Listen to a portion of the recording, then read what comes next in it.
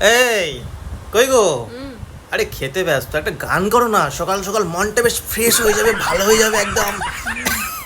গান একটা গান করো সুন্দর দেখে না, ফাটাফাটি। তুমি আমার না না ফুলে ফুলে ঢোলে ঢোলে বহে কিবা মৃদুবার ফুলে ফুলে ঢোলে ঢোলে বহে কি কিবা সুর বাবা, মৃদুবার এই সারে গামা পাতে চান্স পেয়ে যাবে তো।